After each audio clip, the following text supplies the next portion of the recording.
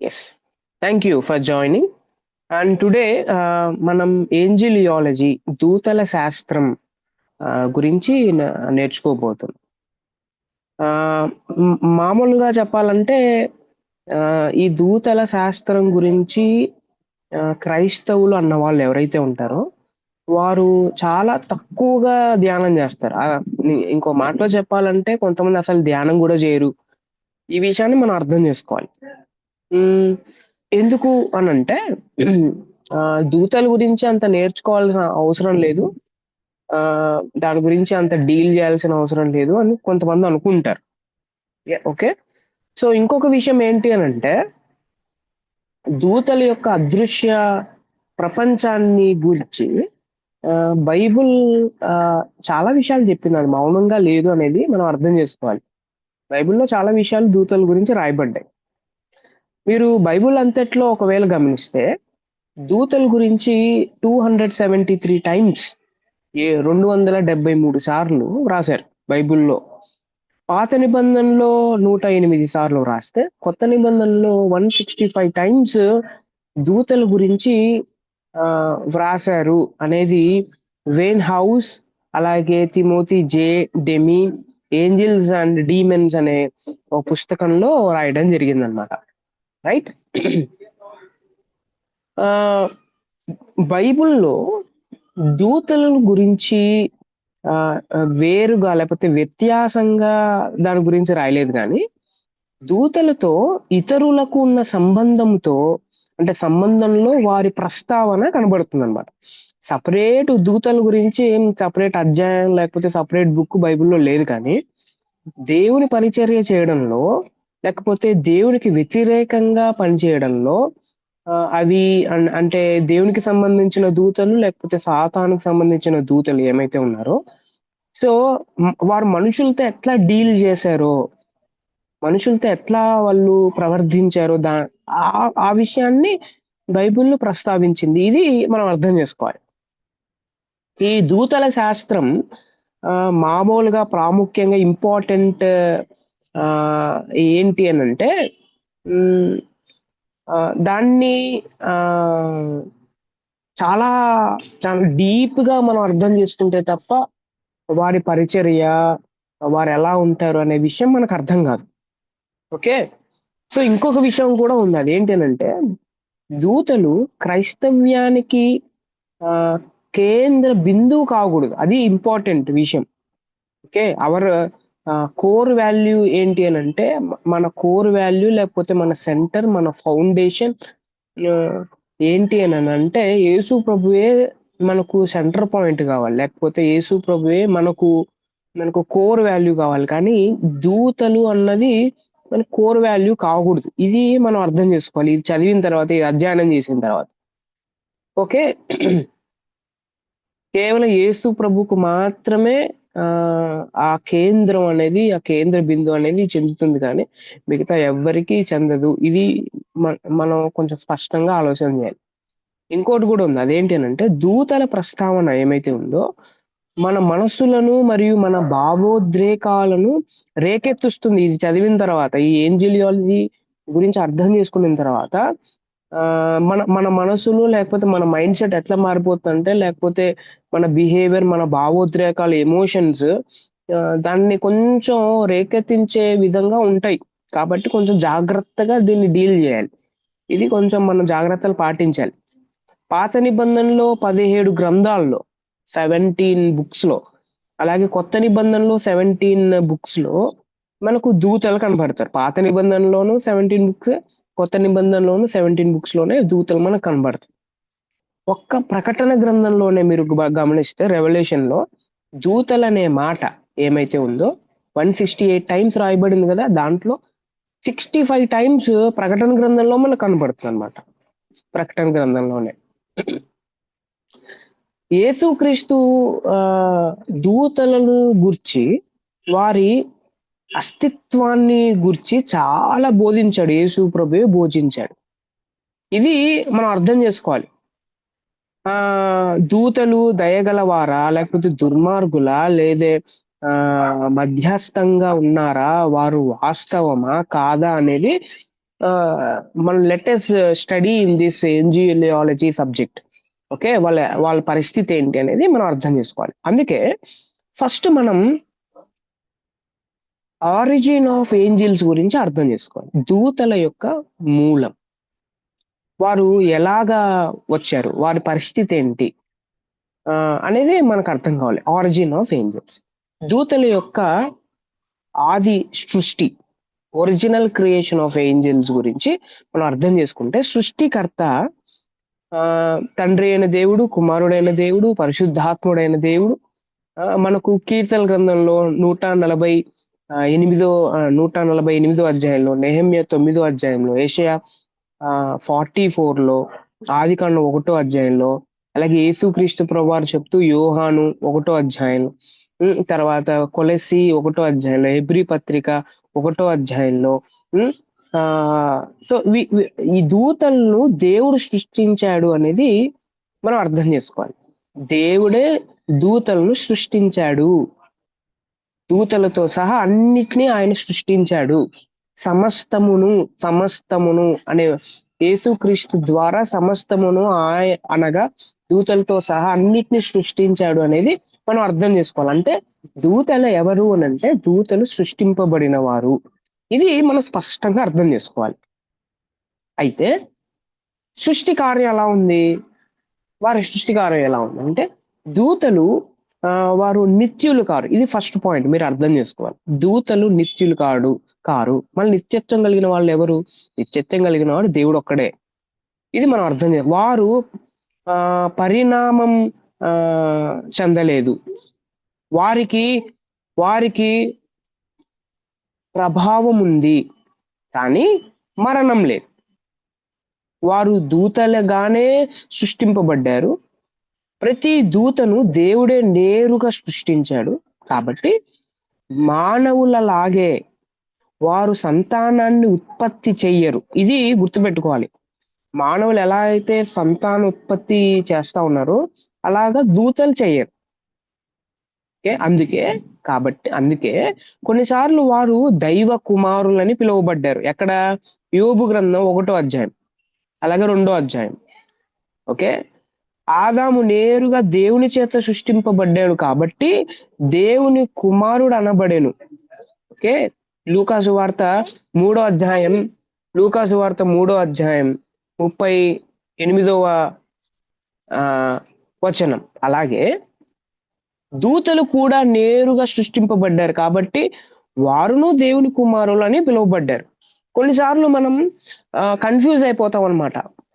ఏంటి కన్ఫ్యూజ్ అయిపోతామని అంటే, దేవుని కుమారులు లేకపోతే ఈ పదం విన్నప్పుడు కేవలం వారు మాత్రమే మనం కాదు, లేకపోతే మనం మాత్రమే వాళ్ళు కాదు, సో అని ఒక మిస్అండర్స్టాండింగ్ మనం అర్థం చేసుకోవడానికి ప్రయత్నం చేస్తాం. దేవుని చేత వారు నేరుగా సృష్టింపబడ్డారు కాబట్టి వారు దేవుని కుమారులు అనబడతారు. మనం కూడా దేవుడి చేత నేరుగా సృష్టింపబడ్డాడు కాబట్టి మనం కూడా దేవుని కుమారులు అనబడతాం. ఇది బైబిల్లో ప్రస్తావించిన, బైబిల్ యూజ్ చేసిన భాష. ఇది మనం అర్థం చేసుకోవాలి. అయితే దూతలు ఎప్పుడు సృష్టింపబడ్డారు, ఇది మనం కొంచెం ఆలోచన చేయాలి. ఓకే, మీరు ఏంజల్స్, సాటర్న్ అండ్ డీమన్స్ అనే పుస్తకం చదివితే పేజ్ నెంబర్ 24లో రాబర్ట్ అనే ఈ బైబిల్ పండితుడు ఇలా అంటాడు. ఏమంటాడంటే, దూతలు ఎప్పుడు సృష్టించబడ్డారన్న విషయాన్ని మనం స్పష్టంగా చెప్పలేము అని అన్నాడు ఆయన, రాబర్ట్ గారు. ఓకే, ఈ పుస్తకంలో ఏంజిల్స్, సాటర్న్ అండ్ డీమన్స్ అనే పుస్తకంలో చార్ల్స్ సి రైరీ అనే ఈ బైబిల్ పండితుడు బేసిక్ థియాలజీ అనే పుస్తకంలో సృష్టి అంటే బైబిల్ దూతల గురించి, వారి సృష్టి గురించి, వారు ఎలాగా ఉద్భవించారు దాని గురించి, సమయాన్ని గురించి నిస్సందేహంగా ప్రకటించదు అనేది చెప్పారు. బైబిల్ వారు ఎలా సృష్టింపబడ్డారు అనేది బైబిల్లో క్లియర్ గా లేదు, బైబిల్ దాని గురించి చెప్పదు, ప్రకటించదు అనే విషయాన్ని చార్ల్స్ సి రైరీ గారు బేసిక్ థియాలజీ అనే పుస్తకంలో రాశారు. ఫ్రెడ్ డికాసన్ అనే ఈయన ఏమంటాడు అని అంటే, ఏంజిల్స్ ఎలెక్ట్ అండ్ ఈవిల్ అనే పుస్తకంలో వారి సృష్టి యొక్క సరి అయిన సమయం ఖచ్చితంగా లేదు అన్న ఆయన చెప్తాడనమాట. ఓకే. బైబిల్లో యోబు గ్రంథం 38వ అధ్యాయం 7వ వచనంలో, కీర్తన 148వ అధ్యాయం 5వ వచనంలో మీరు చూస్తే దూతలు పాటలు పాడారు, వారు సృష్టికి పూర్వమే ఆదిలో సృష్టింపబడ్డారని మనం అర్థం చేసుకోవాలి. ఈ సృష్టి సృష్టింపక ముందే ఆదిలో వారు సృష్టింపబడ్డారు అనేది మనం అర్థం చేసుకోవాలి. ఇంకోటి ఏంటంటే దేవుడు ఆజ్ఞ ఇవ్వగా వారు సృష్టింపబడ్డారు. కీర్తనలు 148 5వ వచనం ద్వారా మనం అర్థం చేసుకోవచ్చు. ఓకే. ఆదికాండం 1వ అధ్యాయం ఆ అధ్యాయంలో ఎలాగైతే సృష్టి లాంటిదే, ఎలాగైతే సృష్టింపబడిందో అలాగే దూతలను కూడా దేవుడు సృష్టించాడు తన నోటి మాట వల్ల. ఇది మనం అర్థం చేసుకోవాలి. దేవుడు కలుగును గాక అన్నాడు, అంతే సమస్తం కలిగింది.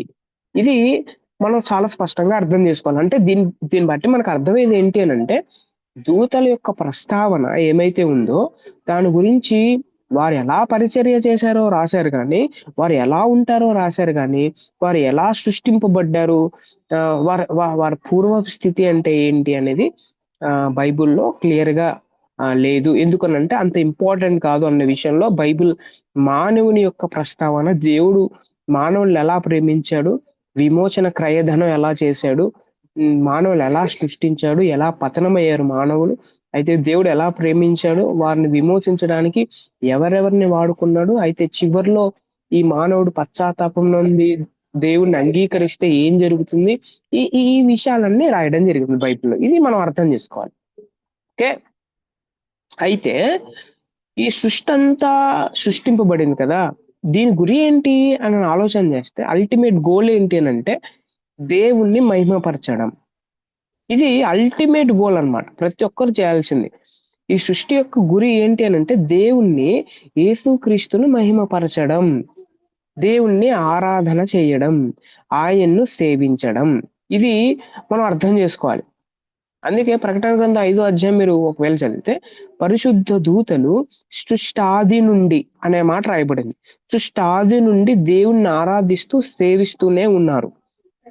సృష్టింపబడినప్పటి నుంచి దేవుణ్ణి ఆరాధిస్తూ సేవిస్తూ ఉన్నారు అనే విషయాన్ని మనం అర్థం చేసుకోవాలి. ఈ విషయాన్నే హెబ్రీ పత్రిక 1వ అధ్యాయం 7వ వచనం 8వ వచనంలో ధృవీకరించబడింది అనమాట. అంటే ప్రకటన గ్రంథంలో ఏదైతే చెప్పబడిందో అది హెబ్రీ పత్రికలో ధృవీకరించబడింది. ఇది మనం అర్థం చేసుకోవాలి. The ultimate goal of every creation is to glorify God and is to worship God and to praise God and to service. మనం దేవునికి సేవ చేయడానికి ఉన్నాము అనే విషయాన్ని మనం అర్థం చేసుకోవాలి, ప్రభువుని ఆరాధన చేయడానికి. ఈ గోల్ని మనం మర్చిపోకూడదు. ఓకే. సో ఫస్ట్ ఏం చేసాం, ఒరిజినల్ క్రియేషన్ ఆఫ్ ఏంజల్స్ చూసాం, క్రియేషన్. ఇప్పుడు ఏంటి అంటే కండిషన్ ఆఫ్ ఏంజల్స్ చూద్దాం. ఫస్ట్ క్రియేషన్ చూసాం, నా we will go through the original condition of angels. అసలు దూతలకి ఎలాంటి కండిషన్ ఉంది, వారు ఎలాంటి వారు, వారి స్థితి ఏంటి అనే విషయాన్ని మనం ధ్యానం చేయడానికి ప్రయత్నం చేద్దాం. సో ఇంతవరకు వాయిస్ క్లారిటీగా ఉందా, వినబడుతుందా మీకు?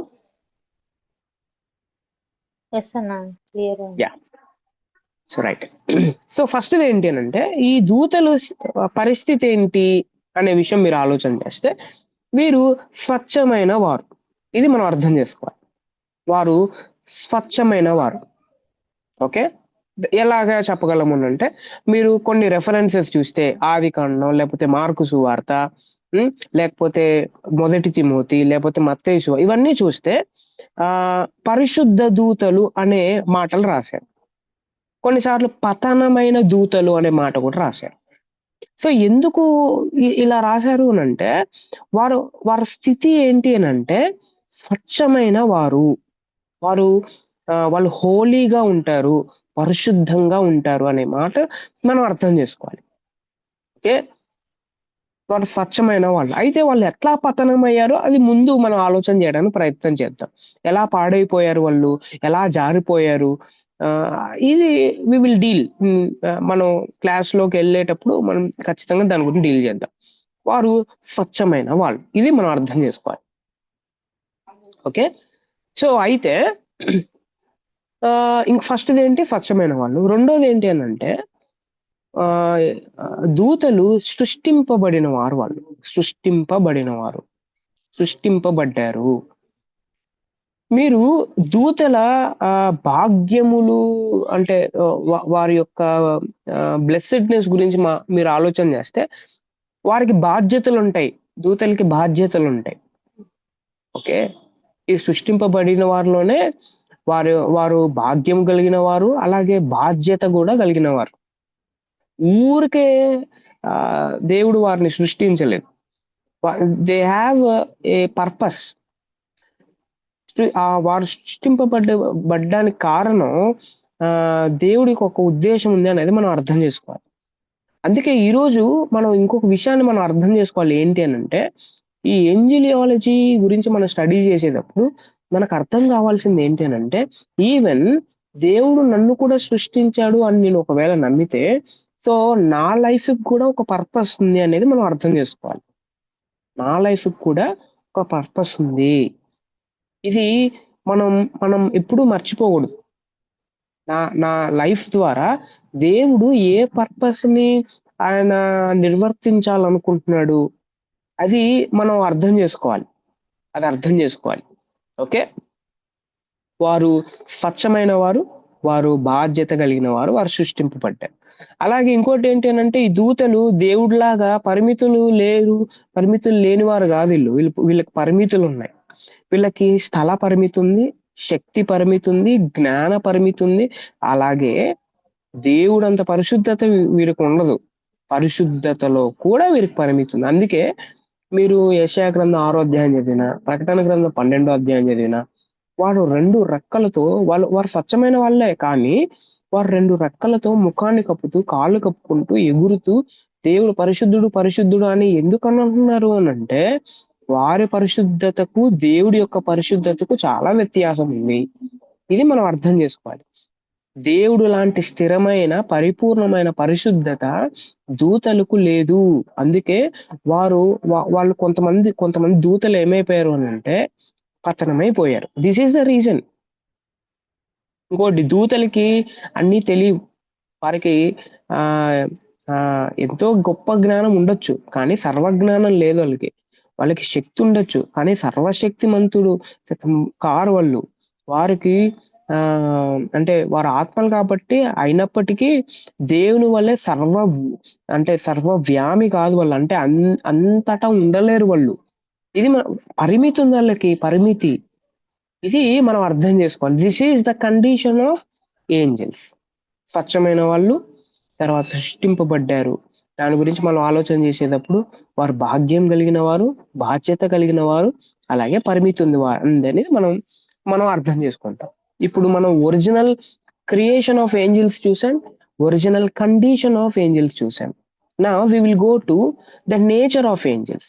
దూతల యొక్క స్వభావం ఎట్లాంటిది? స్వభావం. సో దూతల యొక్క స్వభావం గురించి మీరు ఆలోచన చేసినప్పుడు నెంబర్ 1 ఈ వ్యక్తిత్వం కలిగిన వారండి. ఈ దూతలు ఎవరు అనంటే వ్యక్తిత్వం కలిగిన వారు. వ్యక్తులు. ఓకే. దూత అనగా సందేశకుడు అని అర్థం. ఆ మాటలో పని అంటే ఆ సందేశకుడు అనే ఆ మాట ఏమైతే మనం చెప్తున్నామో ఆ మాటలోనే పని దాగి ఉందని దూతల స్వభావం కనబడదు. ఇది మనం అర్థం చేసుకోవాలి. వారు ఏం చేస్తారు అన్నది అని ఉంది కానీ వారు ఎవరు అన్నది దూత అనే పదంలో కనిపించదు. హెబ్రీ భాషలో మలాక్, అలాగే గ్రీక్ భాషలో అంగెలోస్ అని వీళ్ళనంటారు. లాటిన్ భాషలో మీరు చూస్తే లాటిన్ భాష ఏంజిల్. ఏంజిల్ అనే పదం ఇంగ్లీష్ పదం కాదు. ఏంజెల్ అనే మాట లాటిన్ పదం అన్నమాట. ఓకే. దానిలో నుంచి పాత ఆంగ్ల పదం ఏంగెల్ అనే పదం వచ్చింది. ఓకే. చివరకు ఏంజెల్‌గా ఆంగ్లంలోనికి వచ్చేసిందన్నమాట. తెలుగులో దూత అని అంటారు. ఓకే. దూత అనేక సార్లు శరీరముతో మనుషులకు కనబడినా ఓకే. వారు భౌతిక స్వభావము గలవారు కాదు. బైబిల్‌లో వారు ఆత్మలు. హెబ్రీ పత్రిక, మత్తయి సువార్త, లూకా సువార్త, అపోస్తల కార్యము, ఇవన్నీ చూస్తే కొన్నిసార్లు వారు శరీరంతో కనపడ్డారు. కానీ భౌతికమైన స్వభావం వారికి లేదు. ఈ విషయం మనం అర్థం చేసుకోవాలి. కానీ వారికి వ్యక్తిత్వం ఉంది. వ్యక్తిత్వపు లక్షణాలు ఉన్నాయి వాళ్ళకి. ఎవరికి? ఏంజెల్స్. ఎందుకు? ఎలా మనం చెప్పగలం అని అంటే, వ్యక్తిత్వానికి ఒక ఒక ఒక వ్యక్తి వ్యక్తిత్వం కలిగిన వాడని నేను ఎలా గుర్తుపట్టేది అని అంటే, సో వారికి తెలివి ఉంటుందన్నమాట. తెలివి. మొదటి పేతురు 1 అధ్యాయం 12 వచనం, మత్తయి సువార్త 28 అధ్యాయం 5 వచనం. సో మీరు బాగా గమనిస్తే అక్కడ వారు మన గురించి తెలుసుకోవాలి. తర్వాత యెహెజ్కేలు 28 అధ్యాయం, లూకా సువార్త 1 అధ్యాయం, ప్రకటన గ్రంథం, మార్కు సువార్త, మత్తయి సువార్త, హెబ్రీ ఇవన్నీ మీరు చూస్తే వారికి జ్ఞానం ఉంది అనేది మనకు అర్థమవుతుంది. జ్ఞానం ఉంది. ఎవరికి జ్ఞానం ఉంటుంది? వ్యక్తికి జ్ఞానం ఉంటుంది. అయితే ఈ జ్ఞానం సర్వజ్ఞానం కాదు. ఈ జ్ఞానానికి పరిమితులున్నాయి. ఈ జ్ఞానానికి పరిమితులున్నాయి. అన్నీ తెలియవు. ఈ విషయాన్ని మనం అర్థం చేసుకోవాలి. సో దీన్ని బట్టి దూతలు ఎవరు అని అంటే వ్యక్తిత్వం కలిగిన వారు అనేది మనం అర్థం చేసుకుంటాం. వారు భావోద్రేకాలు కూడా కలిగిన వారు. దూతలు పాటలు పాడారు, ఆరాధిస్తారు. ఒక పాపి మారు మనస్సు పొందినప్పుడు సంతోషిస్తారు. ఇట్లాంటి విషయాలు చాలా విషయాలు రాయబడ్డాయి. దూతలకి చిత్తం ఉంటుంది. అంటే కొన్ని ఇష్టాలు ఉంటాయి. హెబ్రీ పత్రిక, మొదటి పేతురు, ప్రకటన, యెషయా, మత్తయి ఇవన్నీ చదివితే వారికి ఇష్టాలు ఉంటాయి అనేది మనకు అర్థమవుతుంది. మీరు యెషయా గ్రంథం 14 అధ్యాయం ఒకవేళ చూస్తే, దేవునికి వ్యతిరేకంగా తిరుగుబాటు చేశాడు సాతాను అనే మాట అక్కడ మనం చూస్తాం. అంటే దేవుని ఇష్టాన్ని కాకుండా తన ఇష్ట ప్రకారం చేశాడు అనే విషయాన్ని మనం కొంచెం ఎంఫసైజ్ చేస్తాం అక్కడ. దీన్ని బట్టి దూతలకి చిత్తం ఉంటుంది అనేది మనకు అర్థమవుతుంది. ఇవన్నీ వ్యక్తిత్వపు లక్షణాలు అన్నమాట. ఓకే. సో ఈ వ్యక్తిత్వపు లక్షణాలు చూసిన తర్వాత దూతలు ఎవరు అంటే, దూతలు ఎవరు అంటే వ్యక్తిత్వం కలిగిన వారు. ఇది మనకు అర్థమవుతుంది. హెబ్రీ పత్రిక 1 అధ్యాయం మీరు ఒకవేళ చదివితే వారి స్వభావం గురించి మనం అర్థం చేసుకోవాలంటే, వారు వ్యక్తిత్వం కలిగిన వారే కానీ శరీరం కలిగిన వారు కాదు. వాళ్ళు ఎవరు అంటే ఆత్మలు. ఆత్మలు వాళ్ళు. ఇది మనం అర్థం చేసుకోవాలి. అందుకే లూకా సువార్త 8 అధ్యాయం, 11 అధ్యాయం మీరు చదివితే, అపవిత్ర ఆత్మలు, అవిధేయులైన వారికి ఇప్పుడు ప్రేరేపించు శక్తి అంటే ఆత్మ. తర్వాత క్రీస్తు నిర్వచనం ప్రకారం ఆత్మ అభౌతికము అనగా ఎముకలు మాంసము లేనిది. సో ఇట్లాంటి విషయాలు మనం చదివినప్పుడు దూతలు ఏంజెల్స్ ఎవరు అంటే, ఏంజెల్స్ ఆత్మలు అనేది మనకు అర్థమవుతుంది. ఓకే. సో నెక్స్ట్ ఇది ఏంటి అంటే, స్వభావం గురించి మనం అర్థం చేసుకునేటప్పుడు దూతలు ఎవరు అంటే, దూతలు అక్షయులు మరియు సంతానోత్పత్తి చెయ్యరు. వాళ్ళు చెయ్యరు అనేది మనం అర్థం చేసుకో. ఎలా చెప్పగలం? మత్తయి సువార్త, లూకా సువార్త మీరు చదివినట్టయితే దూతలు చిన్న దూతలను సంతానోత్పత్తి చెయ్యరు అనే మాటలు మనం చూస్తాం. దూతలు మరణించరని, తర్వాత పతనమైన దూతలు ఎవరైతే ఉన్నారో దేవుని సమ్ముఖము నుండి వేరై నశించుతారు అని ఇట్లాంటి మాటలు రాయబడ్డాయి. దీన్ని బట్టి మనకు అర్థం అయ్యేది ఏంటి అంటే, వారు సంతానోత్పత్తి చెయ్యరు. ఇది మనం అర్థం చేసుకోవాలి. ఇంకోటి ఏంటి అంటే, దూతలు లింగ భేదము లేదు. దూతలు అంటే ఎట్లయితే జెంట్ లేడీ లేకపోతే మ్యాన్ ఉమెన్ అలాగా దూతలు లింగ భేదం లేదు. న్యూట్రల్ జెండర్ అన్నమాట. లింగ భేదం లేదు. ఇది మనం అర్థం చేసుకోవాలి. ఇంకోటి ఏంటి అంటే, దూతలు పురుషుల వలె కనిపిస్తారు, స్త్రీల వలె కాదు. దీనికి ఆధారం ఏంటి? ఆదికాండం 18 అధ్యాయం, దానియేలు 10 అధ్యాయం, మార్కు సువార్త 16 అధ్యాయం వీటన్నిటి చూస్తే వారు పురుషుల్లాగా కనబడతారు కానీ పురుషులు కాదు. ఇది మన అర్థం. లాగా అనే పదం వాడారు. ఓకే. పురుషుల్లాగా కనబడతారు. ఓకే. ఇది మనం అర్థం చేసుకోవాలి. తర్వాత దూతలు భౌతిక స్థలానికి బంధింపబడిన వారు కారు. ఓకే. ఒక స్థలానికి పరిమితం కాదు. ఇది మనం అర్థం చేసుకోవాలి. ఓకే. ఇంకోటి, దూతలు దైవ సత్య సందేశకులు వీరు. దేవుని యొక్క సందేశాన్ని తీసుకొని వచ్చేవాళ్ళు. ఈ దూతలు మనుషుల కంటే ఉన్నతమైన వారు. ఎవరు? దూతలు మనుషుల కంటే చాలా ఎక్కువ జ్ఞానం లేకపోతే ఎక్కువ తెలివి కలిగిన వాళ్ళు, ఉన్నతమైన వాళ్ళు. దూతలు బహు బలవంతులు. చాలా చాలా బలం ఉంటుంది వాళ్ళకి. ఇది మనం అర్థం these are the nature of the angels. ఇది దూతల యొక్క స్వభావం. వీటన్నిటి గురించి మనం అర్థం చేసుకోవాలి. అయితే ఇవన్నీ చెప్పిన తర్వాత నాకు ఒకటి గుర్తు వస్తుంది. అదేంటి అనంటే, అవును, దూతలు చాలా గొప్పవారు, చాలా బలవంతులు, దేవుని యొక్క సత్య సందేక్షకులు వాళ్ళు, దేవుని సముఖమందు నిలబడ్డేవారు. అయితే ఇక్కడ అర్థం కావాల్సిన విషయం ఏంటి అనంటే, ఈ దూతలు ఎవరైతే ఉన్నారో ఈ దూతల కన్నా దేవుడు మనల్ని, పాపిష్టమైన మనల్ని ప్రేమించి మన కోసం ఆ పరలోకాన్ని వదిలి ఈ లోకానికి దిగొచ్చాడు.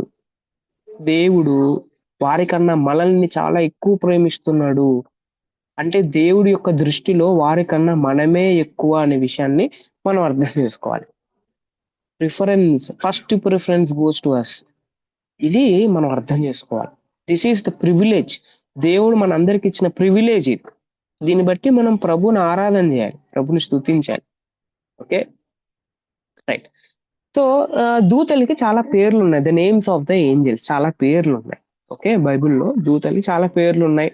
సో నేను అన్ని చెప్పడానికి ప్రయత్నం చేయను, కానీ కొన్ని విషయాలు చెప్పడానికి ప్రయత్నం చేస్తా. ఫస్ట్ ఆఫ్ ఆల్, దూత అనే పదం డైరెక్ట్ గా వాడబడింది. తర్వాత కొన్నిసార్లు వారు మనుష్య రూపంలో కనపడ్డారు కాబట్టి కొన్నిసార్లు మనుషులు అనే పదం కూడా వాడబడింది. కొన్నిసార్లు దేవుని కుమారులు అనే పదం కూడా వాడబడింది. తర్వాత కొన్నిసార్లు ఉదయ నక్షత్రములు, సాతానికైతే తేజో నక్షత్రము, ఆకాశ నక్షత్రం, ఇట్లాంటి పదాలు వ్రాయబడ్డాయి. తర్వాత కొన్నిసార్లు వారు మనుషుల కంటే గొప్పవాళ్ళు కాబట్టి ఎలోహిం అనే పదం కూడా వాడబడింది దూతలకి. కొన్నిసార్లు జాగరూకలు అనే పదం వాడబడింది. తర్వాత కొన్నిసార్లు రథములు అనే పదం వాడబడింది.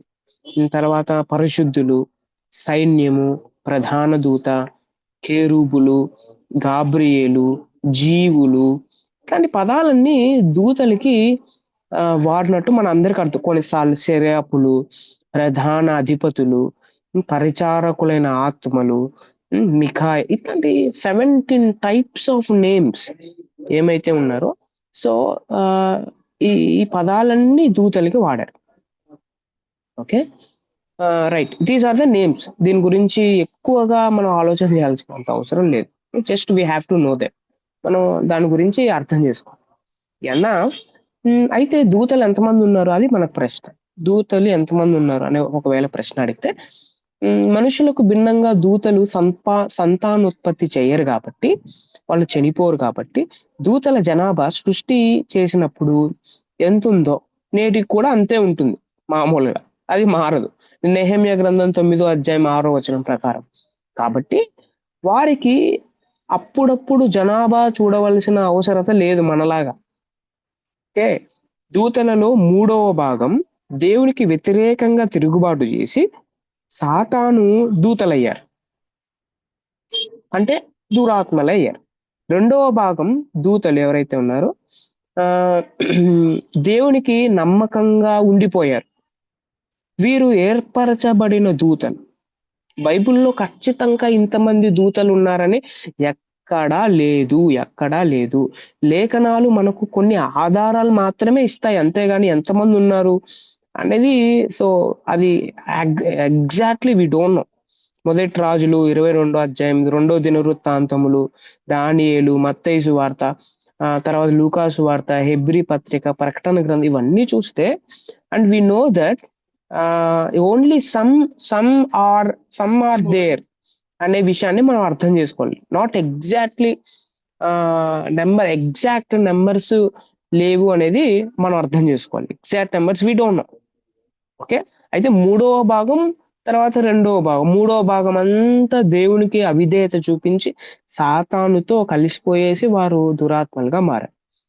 అయితే రెండవ భాగం ఎవరైతే ఉన్నారో వారు నమ్మకంగా దేవునికి పరిచారుల్లాగా మిగిలిపోయారు. ఎందుకు అలా మిగిలిపోయారు అనంటే ఇప్పుడే చెప్పాను. ఏంటి అనంటే నేచర్ గురించి మనం మాట్లాడుతూ ఏం చేశాము అనంటే వారు వ్యక్తిత్వం కలిగిన వారు, వారికి ఇష్టాలుంటాయి. తర్వాత ఆ ఇష్టాన్ని వాళ్ళు ఏం చేశారు అనంటే దేవుని చిత్తానికి వాడుకోకుండా తమ ఇష్ట ప్రకారం చేసి వారు దేవునికి అవిధేయత చూపించారు. ఈ విషయాన్ని మనం అర్థం చేసుకోవాలి. This is all about the nature of angels. The number okay. ఇప్పుడు ద నెంబర్ ఆఫ్ ఏంజెల్స్ గురించి మనం చూసాం. అయితే దూతలు ఎక్కడుంటారు? దూతల నివాస స్థలం ఏంటి? What is the dwelling place of the angels? ఇది మనం అర్థం చేసుకుంటే యూదులు 7 అంటే 7 ఆకాశములు ఉన్నావని నమ్మారు. ఎవరు? యూదులు నమ్మేది ఏంటి అనంటే 7 ఆకాశాలు ఉన్నాయి. కానీ లేఖనాల్లో 3 ఆకాశములు ఉన్నట్టు వ్రాయబడింది. మొదటి ఆకాశము లేదా భూమి యొక్క వాతావరణం, ఇది మొదటి ఆకాశం. ఓకే. రెండవ ఆకాశం అనంటే నక్షత్ర మండలం. మూడవ ఆకాశము లేదా దేవుని నివాసం అని అంటారు. అది మహా ఆకాశము, లేకపోతే ఆకాశ మహాకాశములు, ఆకాశమునున్న పరిశుద్ధ నివాసము, లేకపోతే ఆకాశ మండలములు అన్నిటికంటే పైన ఉంది అనేది వీళ్ళు నమ్ముతారనమాట. ఇది మనం అర్థం చేసుకోవాలి. ఓకే. అయితే ఎవాంజలికల్ క్రైస్తవులు ఈ ఈ ఈ విషయాన్ని భేదాభిప్రాయములు అంటే ఈ విషయాన్ని వారు అంత ఈజీగా నమ్మరు అన్నమాట. కొందరు దూతలు రెండవ ఆకాశంలో నివాసం చేస్తారని, అప్పుడప్పుడు మూడవ ఆకాశానికి వెళ్ళి వస్తూ ఉంటారని వాళ్ళు చెప్తారు. ఎవరు? ఎవాంజలికల్ క్రైస్తవులు. ఓకే. ఇది ఎక్కడ రాయబడింది అంటే ఏంజెల్స్, సాటాన్ అండ్ డీమన్స్ అనే పుస్తకంలో రాయబడింది. ఒకవేళ ఆ పుస్తకం మీకు పీడిఎఫ్ లో దొరికితే you can download that and you can read what is there in that. ఇది మనం అర్థం చేసుకోవాలి. ఓకే. రైట్ నా ఇప్పుడు రెండవ ఆకాశంలో నివాసం చేస్తారని చెప్పుటకు ఆధారాలు ఏంటి? కొంతమంది ఎవాంజలికల్స్ ఇలా చెప్తున్నారు కదా, వాళ్ళ ఆధారాలు ఏంటి అని ఒకవేళ అడిగితే హెబ్రీ పత్రిక 4వ అధ్యాయం, 2వ అధ్యాయం, ప్రకటన గ్రంథం 5వ అధ్యాయం, 7వ అధ్యాయం, యెషయా గ్రంథం 14వ అధ్యాయం, ఇవన్నీ రెఫరెన్సెస్ మీరు చదివినట్టయితే యేసు ఆకాశ మండలము గుండా వెళ్ళిన యేసు అని దూతల కంటే కొంచెము తక్కువగా చేయబడిన యేసు అని వ్రాయబడింది. ఇది మీరు గమనిస్తే. కాబట్టి యేసు మూడవ ఆకాశాన్ని విడిచి రెండవ ఆకాశము గుండా వెళ్ళి మానవ లోకానికి వచ్చాడని మనకు అర్థమవుతుంది. ఇలాగ అర్థం చేసుకోవాలి. ఓకే. మీరు ప్రకటన గ్రంథం లేకపోతే యెషయా గ్రంథం చదివితే దూతలు ప్రత్యేక పరిచర్యల కొరకు మూడో ఆకాశానికి ప్రవేశం కలిగి ఉంటారు అనే విషయాన్ని అక్కడ రాశారు. సాతాను గురించి యెషయా గారు సాతాను దేవుని స్థలానికి అంటే స్థానానికి ఎదగాలని కోరుకున్నాడు. ఎట్లా ఎదగాలని కోరుకున్నాడు అంటే అంటే మనం కొన్నిసార్లు ఏమంటామంటే అక్కడ చైర్ ఉంది, సాతాను ఇక్కడ ఉన్నాడు, ఆ చైర్ కావాలని అనుకున్నాడు, మనం అట్లా అనుకుంటాం అనమాట. సో మనం యాజ్ ఇట్ ఈస్ గా అట్లా అనుకోవడానికి కాదు. ఇప్పుడే చెప్పుకున్నాం, there will be a stages. So రెండో ఆకాశంలో నుంచి మూడో ఆకాశానికి అలా ఎక్కిపోదామని నన్ను అనుకున్నాడు, కానీ అలాగా జరగలేదు. కానీ దేవుడు హృదయ అంతరంగాలను ఎరిగిన వాడు కాబట్టి సాతాన్ని పాతాళానికి తొక్కేశాడు అని ఎవాంజలికల్ క్రైస్తవులు నమ్ముతారు. ఇది మనం అర్థం చేసుకోవాలి. ఓకే. ఇంకోటి ఏంటి అంటే మూడో ఆకాశంలో నివాసం చేస్తారని వాళ్ళు చెప్తున్నారు కదా, మళ్ళీ దానికి వారి ఆధారాలు ఏం చెప్తారు అని అంటే యెషయా గ్రంథం 6వ అధ్యాయం, ప్రకటన గ్రంథం 4వ అధ్యాయం, 5వ అధ్యాయం, 14వ అధ్యాయాన్ని చూపించి శరాపులు 4 జీవులు అక్కడ నివసిస్తున్నారు కదా. సో దాన్ని బట్టి వారు ఏం చెప్తారు అని అంటే ఇదిగో మూడో ఆకాశంలో నివసిస్తున్నారు కాబట్టి వారందరూ దేవుణ్ణి ఆరాధన చేస్తున్నారు అనే విషయాన్ని వాళ్ళు చెప్తారు. ఓకే.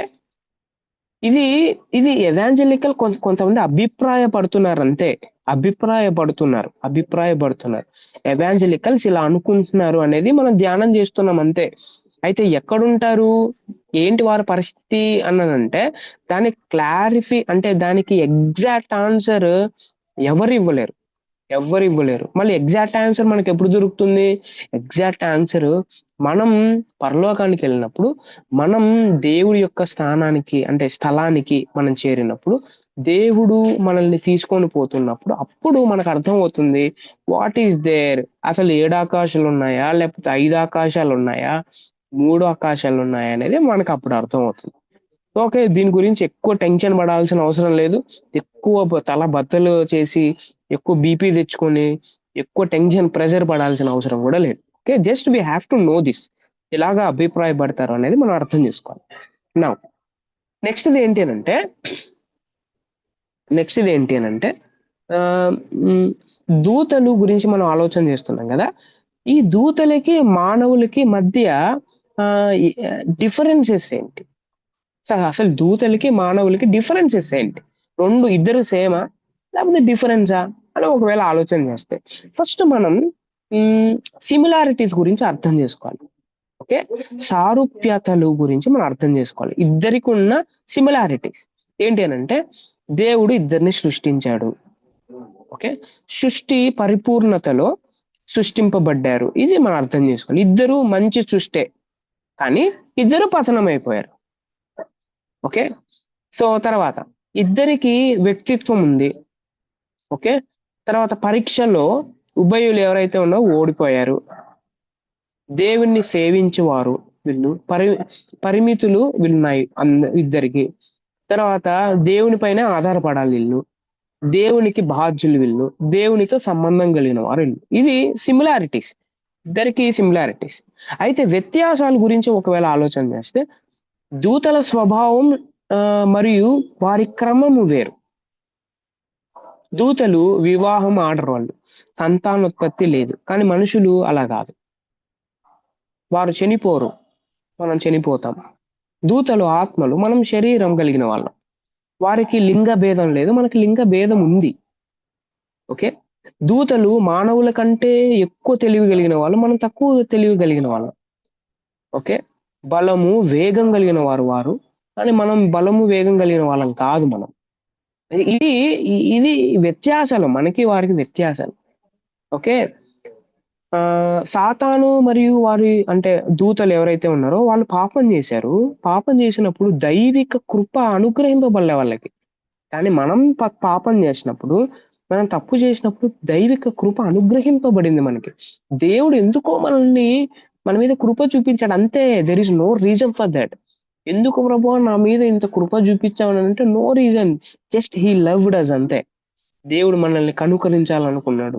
దేవుడు మనల్ని ప్రేమించాలనుకున్నాడు. అంతే. ఇది మనం అర్థం చేసుకోవాలి. ఓకే. దేవదూతలు దేవుని పోలికగా సృష్టింపబడ్డారని బైబిల్‌లో ఎక్కడ లేదు. కానీ మానవులు దేవుని పోలికలో సృష్టింపబడ్డారని బైబిల్‌లో రాయబడింది. ఎందుకు వారి గురించి రాయలేదు అంత ఇంపార్టెంట్ గాదు. ఎందుకు మన గురించి రాయబడింది మనం ఇంపార్టెంట్ అనే విషయాన్ని దేవుడు ఇండైరెక్ట్‌గా తన వాక్యం ద్వారా మాట్లాడుతున్నాడు. బాబు మీరంటే చాలా ఇంపార్టెంట్ నాకు. మీరు ఇంపార్టెంట్. అసలు ఫస్ట్ ప్రిఫరెన్స్ మీకే ఎళ్ళిద్ది. మీరు నాకు ప్రిఫరెన్సు. వీరు కాదు. వీరు సేవ చేస్తారు అంతే. కానీ మీకోసం నేను ప్రాణం పెట్టి మీకోసం ఈ లోకానికొచ్చినోడిని నేను. మీరు నాకు ఇంపార్టెంట్ అంటే విషయాన్ని దేవుడు బైబిల్ ద్వారా మనతో మాట్లాడుతున్నాడనే విషయాన్ని మనం అర్థం చేసుకోవాలి. ఓకే. రైట్. సో, నౌ ఇప్పుడు యాహ్! సో, అందరికి నా వాయిస్ ఓకేనా? ఓకే గదా! Is it okay all of you? Yes అన్న. ఓకే అన్న. Yeah! So, now we will go to the classification of angels. దూతల యొక్క వర్గీకరణ గురించి ఆలోచన చేద్దాం. దూతల్లో చాలా మంది దూతలున్నారు. చాలా దూతలున్నారు. ఒకే రకమైన దూతలు కాదు. వారిలో కూడా స్టేజెస్ ఉంటాయి. ఓకే. పరిశుద్ధ దూతలు, లేకపోతే ఏర్పరచబడిన దూతలు, దేవుని ఇట్లా చాలా పదాలు వాడబడ్డాయి. అయితే we will see what. So, first one ఏంటి అనంటే ప్రధాన దూత గురించి ఆలోచన చేద్దాం. ప్రధాన దూత. మొదటి తెస్సలోనికలు 4 అధ్యాయం అలాగే యూదా పత్రిక 9 వచనంలో మీరు బాగా గమనిస్తే మిఖాయేలు ప్రధాన దూత అని యూదా పత్రికలో 9 వచనంలో రాయబడింది. ప్రధాన దూత ఒక్కడే అని కొందరు, కాదు అని కొందరు చాలా మంది చెప్పుకుంటా ఉంటారు. ప్రధాన దూత అంటే ఒక్కడే ఉంటారు. మిగతా వాళ్ళు ఎవరు ఉండరు. ఒకరేమో ఎస్ అంటారు. ఇంకొకరేమో నో అని అంటున్నారన్నమాట. ఇది దానియేలు 10వ అధ్యాయం 13వ వచనంలో మీరు ఒకవేళ గమనిస్తే, ప్రధాన అధిపతులలో మికాయేలు అను ఒకడు, అధిపతులలో మికాయేలు అన్న ఒక వ్యక్తి అని అక్కడ రాయబడింది. అంటే ప్రధాన దూతలు చాలా మంది ఉన్నారు. దాంట్లో ఒకడు ఎవరంటే మికాయేలు అని రాయబడింది. దీనిని బట్టి మికాయేలు ఒక్కడే ప్రధాన దూత అని చెప్పడానికి అస్సలు వీలు లేదు అనేది మనం అర్థం చేసుకోవాలి. అంటే ప్రధాన దూతలు చాలా మంది ఉన్నారు. వారిలో మికాయేలు ఒక్కడు అనేది మనం అర్థం చేసుకోవాలి.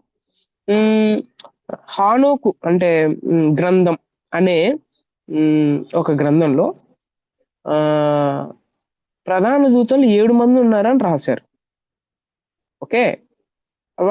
ఎలా రాశారు అని అంటే 7 అని అంటే పరిపూర్ణతకు గుర్తు కదా. సో కాబట్టి 7 మంది ఉంటారు అని కొంతమంది అభిప్రాయపడ్డారు అంతే. 7 మంది ఉన్నారో లేదో కూడా మనకు తెలియదు. కానీ అభిప్రాయపడుతున్నారు అనే విషయాన్ని మనం అర్థం చేసుకోవాలి. ఓకే.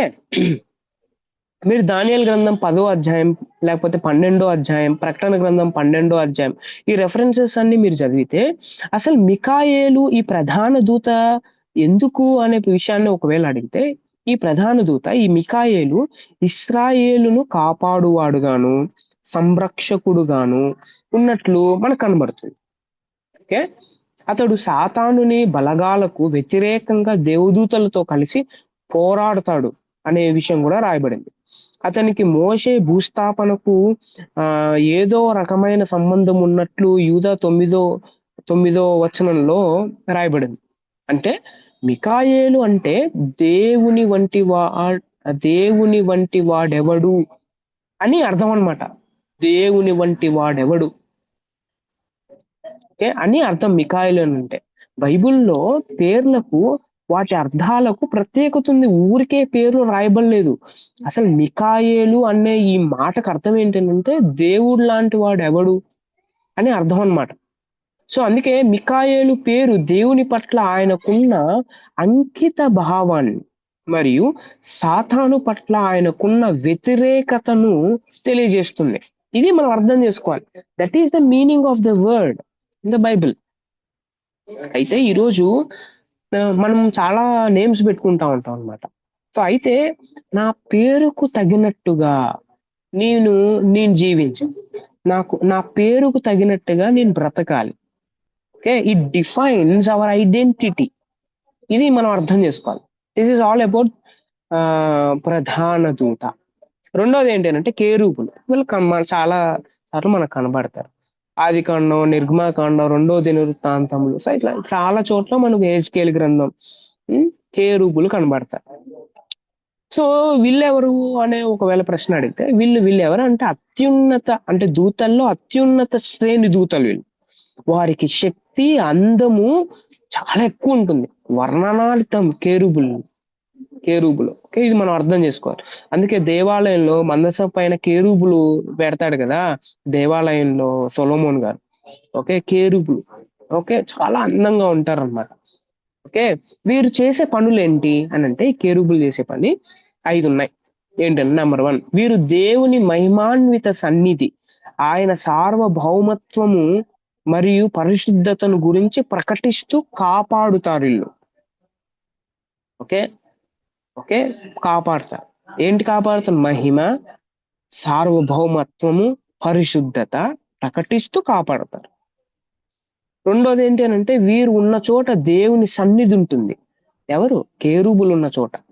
తర్వాత దేవుడు అత్యున్నతుడని మరియు సమీపింపరాని వాడని వీరు సూచిస్తారు. ఎలాగా? ఆదికాండం 3వ అధ్యాయం 24వ వచనం. ఓకే. 4వ పని ఏంటంటే వీరు చేసేది సార్వభౌముడైన దేవుడు సామాన్య మనుషుల జీవితాల్లో కార్యం చేస్తాడని వీరు సూచిస్తారు. ఓకే. 5వ పని ఏంటంటే వీరు చేసేది, వీరు ఎన్నడూ నేరుగా మనుషులకు దైవ సందేశాన్ని ఇవ్వలేదు. ఎప్పుడు ఇవ్వలే. బైబిల్లో రాయబడలేదు. నేరుగా వచ్చేసి అలాగా మాట్లాడలేదు అనమాట. ఓకే. ఇది వీరు చేసే పనులు అనమాట కేరూబులు. అంటే ఇప్పుడు చెప్పాను కేరూబులు దేనికి వారు ప్రతినిధి అని అంటే వారు శక్తికి, అలాగే అందం. అందుకే సాతాను కూడా కేరూబు అనే విషయం చాలా మంది అభిప్రాయపడతారు అన్నమాట. ఓకే. Will see next. ఇంకోటి ఏంటంటే సేరాపుల గురించి యెషయా గ్రంథం 6వ అధ్యాయంలో రాయబడింది. వీరు కూడా దేవుని సన్నిధిలో ఉండేవారు. కేరుబుల వంటి వారు.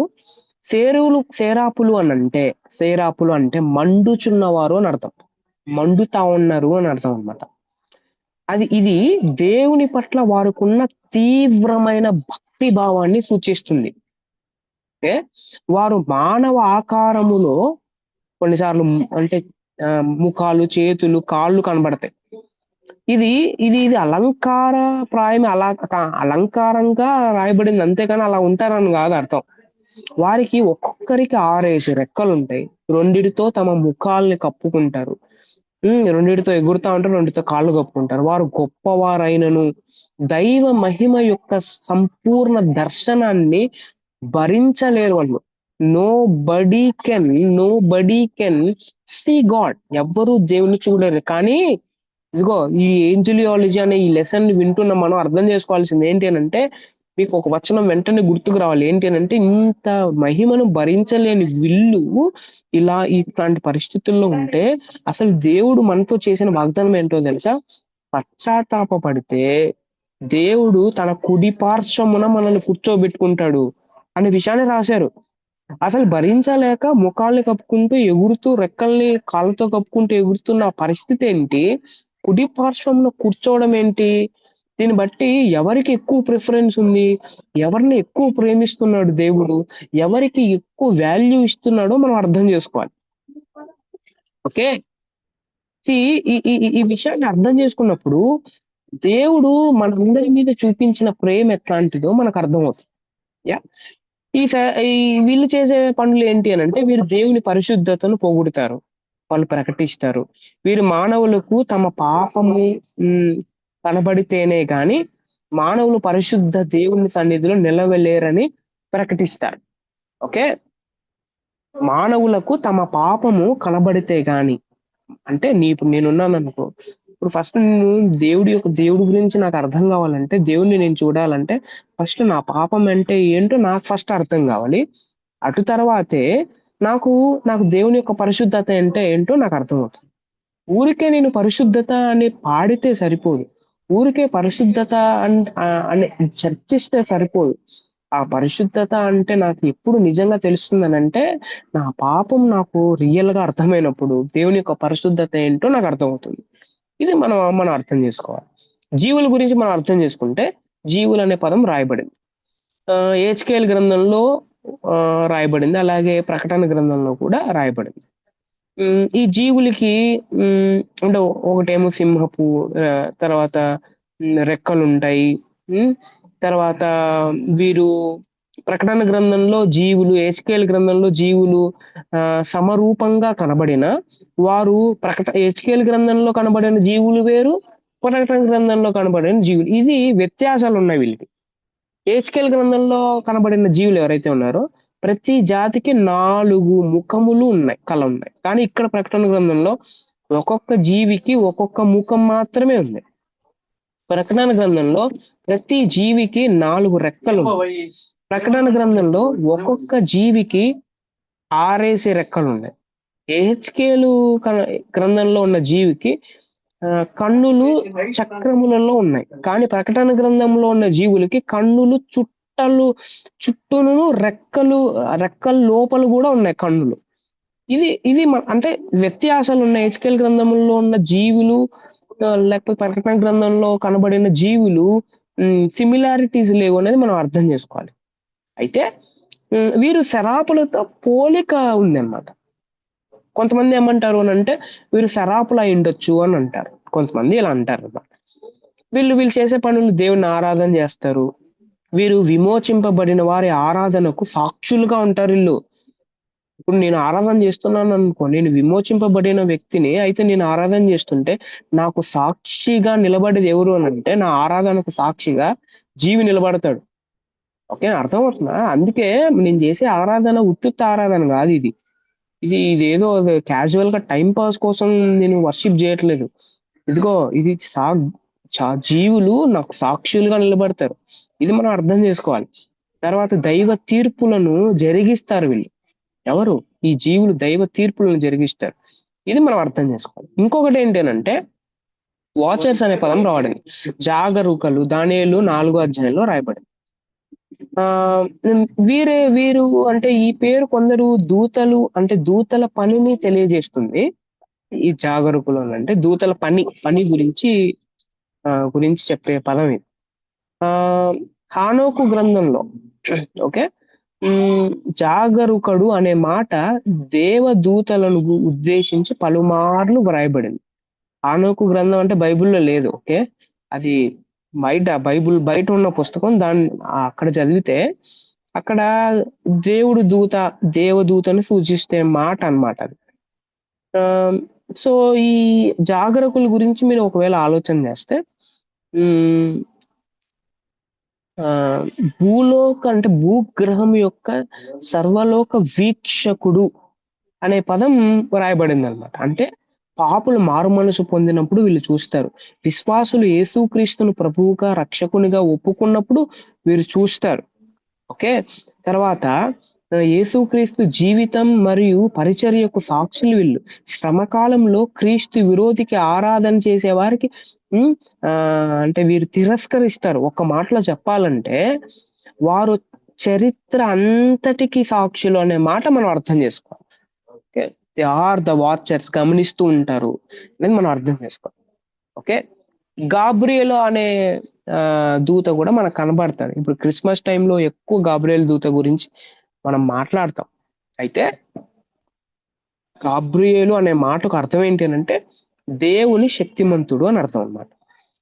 దేవుడు ఈ దూతకు బహుశక్తిడిచ్చాడేమో, అంటే శక్తి చాలా ఇచ్చాడేమో అని అనిపిస్తుంది కొన్నిసార్లు. ఆయన శక్తి ఆయన అసాధారణ వేగములో చూడొచ్చు. ఎందుకనంటే దానియేలు 9వ అధ్యాయం 21వ వచనం చదివితే ఇతడు గాబ్రియేలును మనుష్యుడు అని ఆయన రూపాన్ని తెలుపుతుంది. అంటే ఆయన కనబడిన దాన్ని చూస్తే ఆయన మనుష్య రూపంలో వచ్చాడేమో అని అనిపిస్తుంది కొన్నిసార్లు గాబ్రియేల్. ఓకే, తర్వాత దేవుని సముఖమందు నిలుచు గాబ్రియేలు నేను అని లూకా సువార్త 1వ అధ్యాయం 19వ వచనంలో మాట్లాడుతున్నప్పుడు మనకు అర్థమవుతుంది. నేను ఎవరినంటే నేను దేవుని సముఖమందు నిలుచు గాబ్రియేలు నేను అని పరిచయం చేసుకుంటాడు తనకు తాను. ఓకే, తర్వాత నేను దైవ సందేశకుణ్ణి అని చెప్తాడన్న. దేవుని సన్నిధికి శాశ్వత ప్రవేశం కలదు. ఈ గాబ్రియేలు మానవ లక్షణాలు ఆపాదించబడ్డాయి. మానవ రూపంలో కనపడ్డాడు, మానవ స్వరంలో మాట్లాడాడు, మానవ తాకిడి కూడా ఉంది. ఓకే, ఇది మనకు అర్థమవుతుంది. అయితే గాబ్రియేల్ చేసే పనులేంటి? దేవుని సముఖంలో ఉండి ఆయన ఆజ్ఞ జారీ చేసిన తోడనే విధేయతతో దైవోద్దేశములను బయలుపరచడం గాబ్రియేలు దూత చేసే పని. కాబట్టి ఈ గాబ్రియేలు దైవ రాజ్య ప్రణాళిక యొక్క ప్రత్యక్షతను, దాని భావాన్ని ప్రత్యేకంగా ఇశ్రాయేలును గురించి, క్రీస్తును గురించి ప్రజలకు తెలియజేసేవాడు ఎవరు అనంటే గాబ్రియేల్ దూత. ఈరోజు మనం ఈ విషయాన్ని ధ్యానం చేస్తున్నప్పుడు ఒక రిఫ్లెక్షన్ క్వశ్చన్ మనం వేసుకోవాలి. అదేంటి అనంటే ఈ దూతలందరూ ఏదో పనికి వారు నియమించబడ్డారు, సక్రమంగా వాళ్ళు పనిచేస్తా ఉన్నారు దేవుని ప్రణాళికలు నెరవేర్చడానికి. దేవుడి చేత సృష్టింపబడిన మనం కూడా దేవుడు నాకు ఒక పని చెప్తే, దేవుడు నాకు ఒక పని చెయ్యమంటే నేను ఎందుకు చేయట్లేదు? ఇప్పుడు నాకు ఎందుకు చెయ్యబుద్ధి కావట్లేదు? వారు ఎందుకు చేస్తున్నారు, నేను ఎందుకు చేయట్లేదు? వారు దేవుని ప్రణాళికలను ఎంత సీరియస్ గా తీసుకుంటున్నారు, నేను ఎందుకు సీరియస్ గా తీసుకోవట్లేదు? ఈ ప్రశ్న నేను వేసుకోవాలి. అసలు నేను దేవుని ప్రణాళికలను నెరవేరుస్తా ఉన్నానా లేదా? దేవుడు నా జీవితం పట్ల ఎలాంటి దృష్టి ఉంది ఆయనకి? దేవుడు నా జీవితం అంటే నన్ను చూస్తున్నప్పుడు ఆయన ఏమనుకుంటున్నాడు అనేది మనం అర్థం చేసుకోవాలి. వీరికి ప్రత్యేక బాధ్యతలు ఉన్నాయి అనేది మనం విన్నాం. వారు చేసిన పని గురించి ఆలోచన చేస్తే క్రిస్మస్ టైంలో మనం ఆలోచన చేస్తాం. వారు చాలా పరిచర్యలు చేశారు. యేసు ప్రభు కూడా 40 రోజులు ఉపవాసం పరిచర్య చేశారు. పరిచర్య యేసు ప్రభు జన్మలో, యేసు ప్రభు జీవితంలో పరిచర్య చేయడానికే వారు ఉన్నారు. యేసు ప్రభు రెండో రాకడలో కూడా వారు పరిచర్య చేస్తారు. నడిపింపు, పోషణ, దేవుని చిత్తాన్ని బయలుపరచడం, దేర్ మినిస్ట్రీ ఇదంతా. అయితే ఇప్పుడు ఒక ప్రశ్న వేసుకోవాలి. దూతలకు ఒక మినిస్ట్రీ ఉంది. ఓకే. దూతలకి ఒక ప్రణాళిక ఉంది. అయితే నా జీవితం పట్ల దేవుడికి అంటే ఒక ప్రణాళిక ఉంటుందిగా. మళ్ళీ నా ఉద్దేశం ఏంటి అనే ప్రశ్న ఒకవేళ వేసుకుంటే we have to answer that. మనం దానికి ఆన్సర్ చెప్పాలి. Now we will go fast.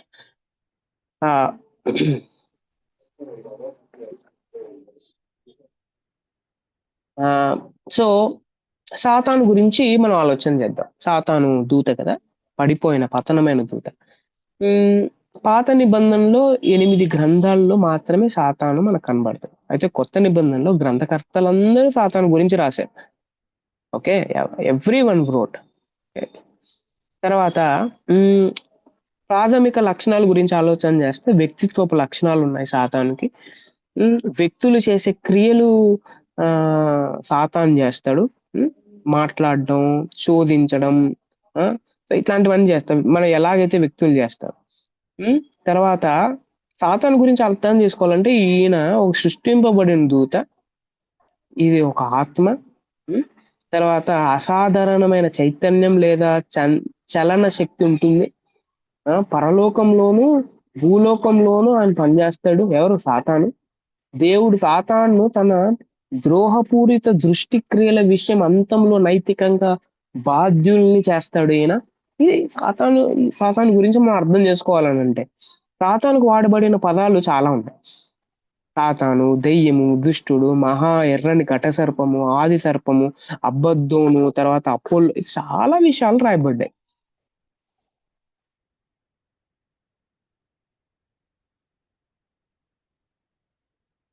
ఇది మనం అర్థం చేసుకోవాలి. ఓకే.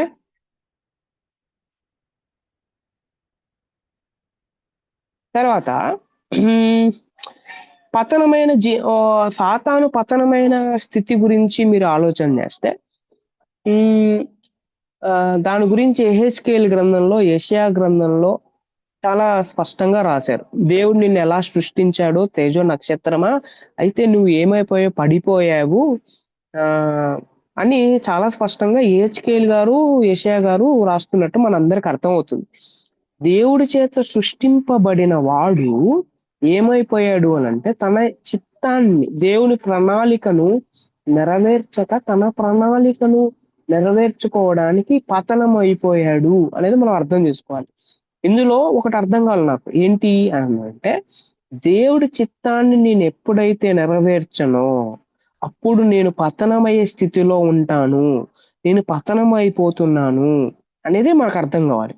అంటే దేవుడి చిత్తాన్ని, దేవుడి ఇష్టాన్ని ఎవరైతే చెయ్యరో, ఎవరికైతే ఇష్టం ఉన్నదో, ఎవరైతే దాని ప్రకారంగా నడుచుకోరో వారు పతనమైపోయిన వారు, పతనమైపోయిన స్థితిలోనే ఇంకా ఉన్నారు, సాతాను లాగా అనేది మనం అర్థం చేసుకోవాలి.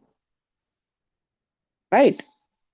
సో అయితే ఇప్పుడు నేను పతనం అయిపోయినా లేనా అని అంటే దేవుడి చిత్తాన్ని నేను చేస్తున్నానా లేనా అనే ప్రశ్న అడిగినప్పుడు మనకు ఆన్సర్ దొరుకుతుంది.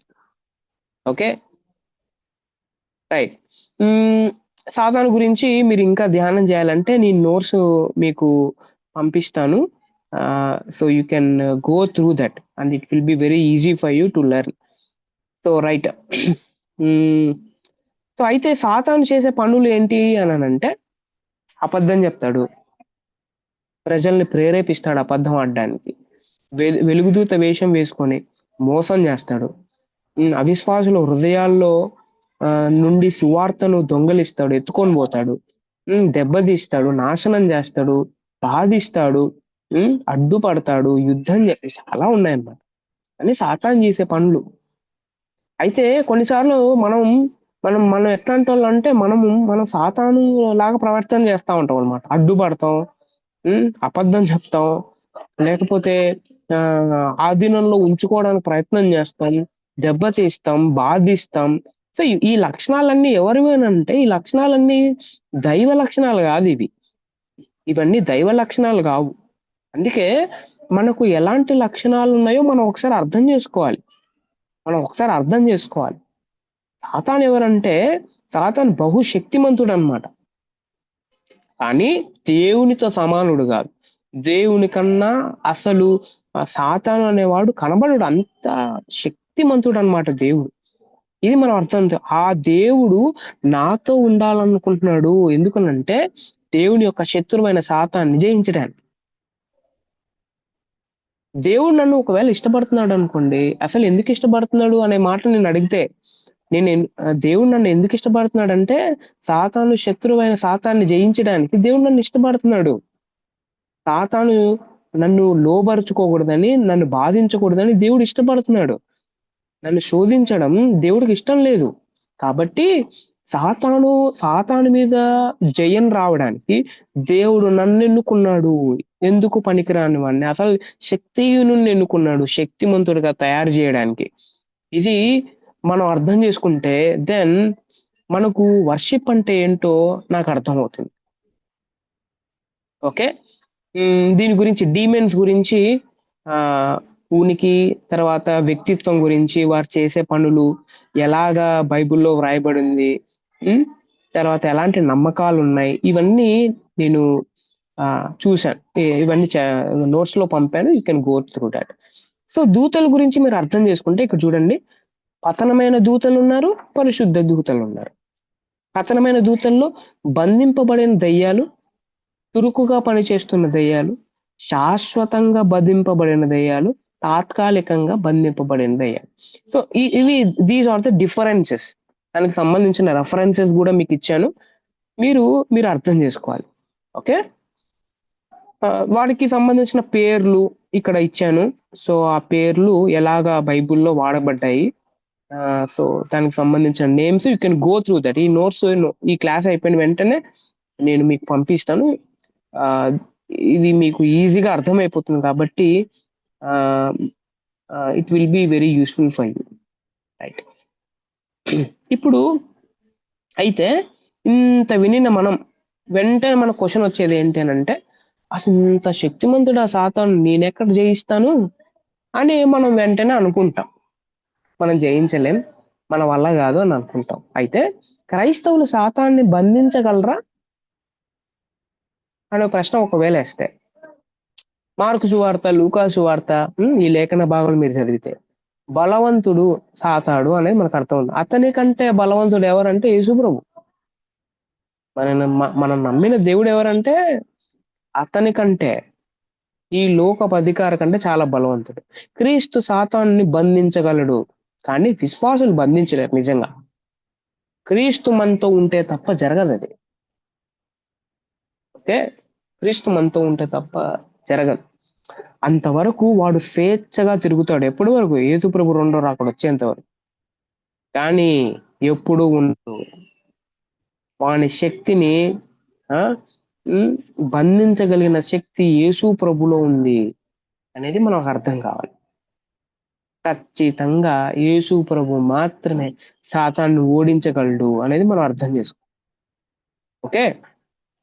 అయితే కొంతమంది ఏమంటారు అని అంటే, ఈ రోజుల్లో దెయ్యాలు ఉన్నాయని ప్రశ్న అడుగుతా ఉంటారు. దెయ్యాలు లేవు, ఏం లేవు, ఇదంతా మన భ్రమ అని అంటా ఉంటారు. ఒకవేళ బైబిల్ని ఎవరైనా నమ్మే వాళ్ళు ఉంటే దెయ్యాలు ఉన్నాయి. ఓకే. ఎక్కడైతే ఆధ్యాత్మికత నశిస్తుందో, ఎక్కడైతే ఆధ్యాత్మికత ఉండదో అక్కడ వారి అంటే దాని యొక్క తీవ్రత ఎక్కువ ఉంటుందన్నమాట. ఇది మనం అర్థం చేసుకోవాలి. ఓకే. సాతాను, దయ్యాలు కూడా అద్భుతాలు చేయగలరు. దేవుడి యొక్క అద్భుతాలు ఏంటి, దయ్యాల యొక్క అద్భుతాలు ఏంటి మనం నీట్గా గమనించాలి. అందుకే మనకు బైబిల్ సరిగ్గా రాకపోతే, బైబిల్ని ఇంటర్ప్రిటేట్ చేయడం, బైబిల్ని అర్థం చేసుకోవడం నాకు రాకపోతే, ఏది దేవుని యొక్క అద్భుతం, ఏది దేవుని యొక్క అద్భుతం కాదు అనేది నాకు అర్థం కాదు. అందుకే బైబిల్ని సరిగ్గా అర్థం చేసుకోవడం నాకు రావాలి. అండ్ దట్ వాట్ వేదాంత పాఠశాల చేస్తా ఉంది. వేదాంత పాఠశాల బైబిల్ని అర్థవంతంగా అర్థం చేసుకోవడానికి ప్రజల వద్దకే ఈ థియాలజీని తెచ్చింది. అండ్ ఫర్ దిస్ నిజంగా దేవుడు ఈ సృష్టిని ఇచ్చిన దాన్ని బట్టి, అలాగే వింటున్న మీకు కూడా సో, దేవుడు మీకు కూడా ఈ తృష్ణనిచ్చిన దాన్ని బట్టి దేవుడికి మాత్రమే మహిమ. ఆయనకి మాత్రమే గ్లోరీ. సో, ఇంతటితో ఈ క్లాస్ ముగించబడింది. If anybody have doubts or clarifications లేకపోతే మీరు ఏదైనా షేర్ చేయాలనుకుంటే కెన్ డెఫినెట్‌లీ షేర్.